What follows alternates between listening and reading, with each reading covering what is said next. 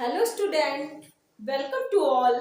बेटा आज आप लोग डीएलएड फोर्थ सेमेस्टर का कंपलसरी पेपर शैक्षिक प्रशासन और प्रबंधन के विषय में अध्ययन करने जा रहे हैं। बेटा इसकी पहली क्लास में आप लोगों ने संस्थागत नियोजन का अर्थ, परिभाषा, प्रकृति, आवश्यकता, विशेषताएं, प्रकार, स्तर इत्यादि के विषय में अध्ययन किया। आज आप लोग विद्यालय प्रबंधन का अर्थ और परिभाषा के विषय में अध्ययन करेंगे। विद्यालय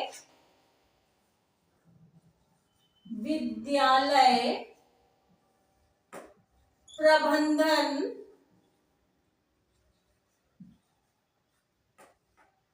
का अर्थ एवं परिभाषा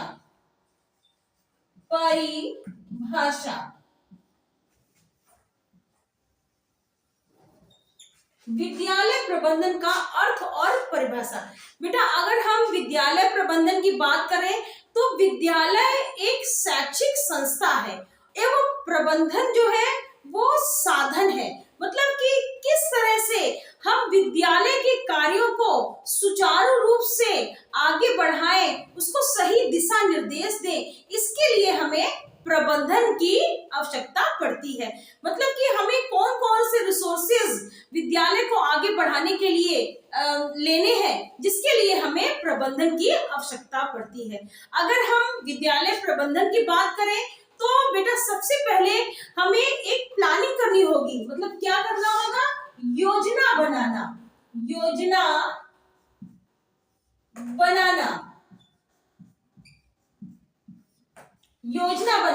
जब बेटा हम किसी भी कार्य की शुरुआत करते हैं तो जब तक हम प्लानिंग नहीं कर लेते हैं तब तक वो कार्य सही दिशा में नहीं जाता है। तो सबसे पहले अगर हमें किसी विद्यालय का निर्माण करना है तो हमें उसकी भूमि के अलावा उसको किस तरह से बनवाना है, उसमें किस तरह से कौन सी क्लासेस लगवानी है सॉरी, इसके अलावा अन्य जो भी चीजें हैं उसकी व्यवस्था करनी चाहिए।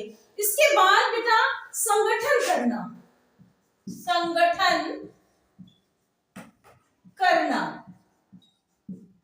इसके बाद हमें सारी चीजों को संगठित करना पड़ेगा, तभी हम वह कार्य सही दिशा की ओर ले जाएंगे। इसके बाद बेटा आता है निर्देशन देना।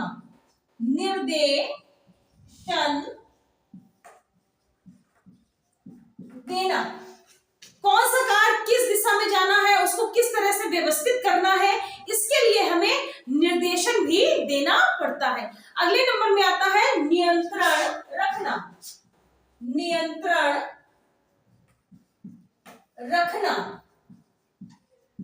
बेटा सारी चीजों को हमें बैलेंस बनाकर कार्य करना होता है, चाहे वो विद्यालय प्रबंधन की बात हो या किसी और संस्था की स्थापना की बात हो।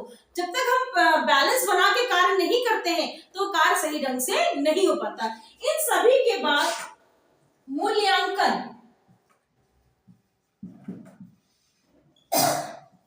मतलब हमने जो योजना बनाई, हमने जो संगठन किया, फिर उसको निर्देशित किया, फिर उसको कंट्रोल नियंत्रण किया, उसके बाद हमें कैसे पता चलेगा कि हमारा कार्य सही दिशा की ओर जा रहा है। तो उसके लिए हमने मूल्यांकन किया, ताकि हम उसके रिजल्ट से पता कर पाएंगे कि जो भी हमने प्रबंध किया है वो सही दिशा की ओर जा रहा है।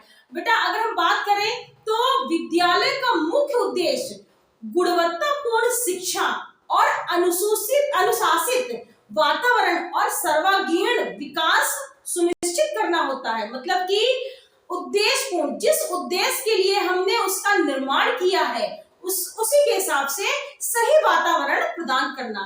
अगर हम बात करें तो इसमें बेटा मानव संसाधन, वित्त, समय तथा शिक्षण अधिगम, मतलब सीखने की प्रक्रिया का समुचित उपयोग शामिल होता है, तभी हम सही ढंग से प्रबंधन कर पाते हैं। अब हम बात करते हैं विद्यालय प्रबंधन की परिभाषाओं की। परिभाषा तो सबसे पहले नंबर में आती है किम्बल एवं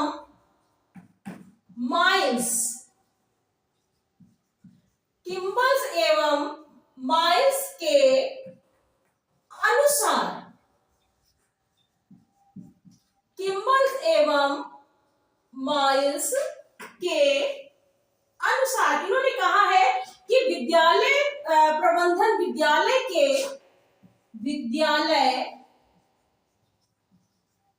प्रबंधन विद्यालय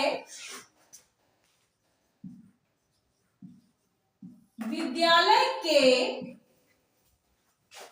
उद्देश्यों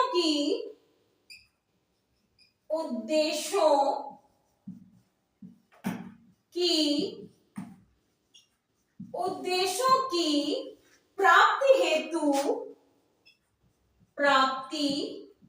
हेतु उद्देश्यों की प्राप्ति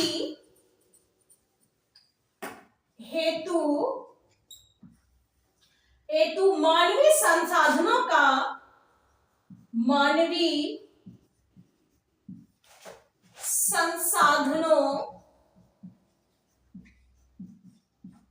मतलब कि जो मानव द्वारा मानवीय संसाधनों के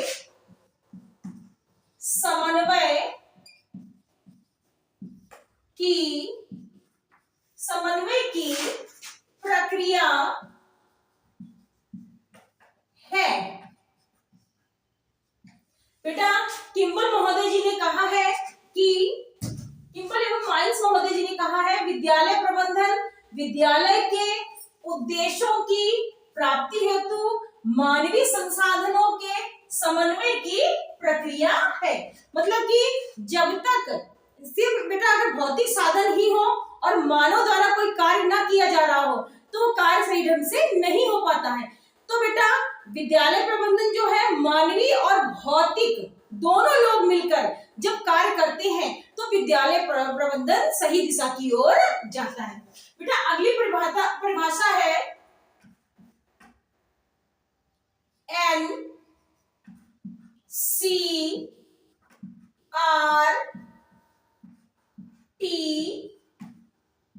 के शब्दों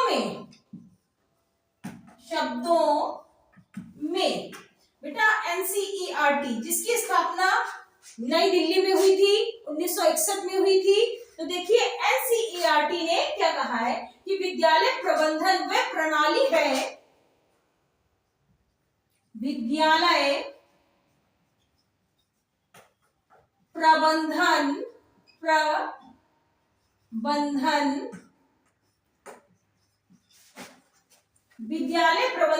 वह प्रणाली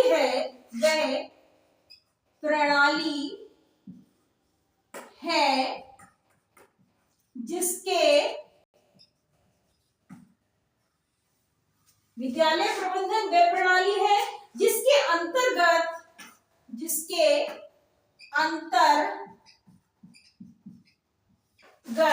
विद्यालय की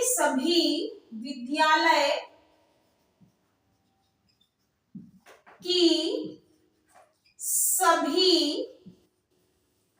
अर्थात मतलब संपूर्ण शैक्षिक एवं प्रशासनिक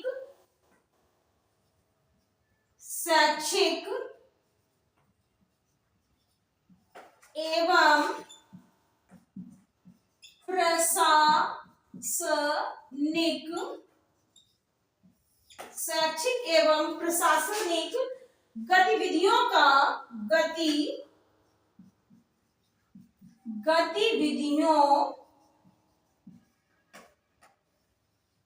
का नियोजन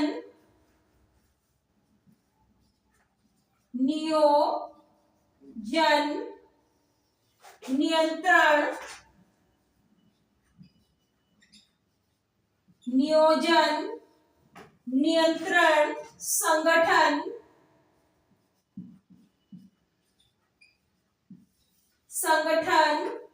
एवं निर्देशन बेटा अगर निर्देशन ही सही नहीं मिलता है तो कार्य सही ढंग से नहीं हो पाता है। निर्देशन किया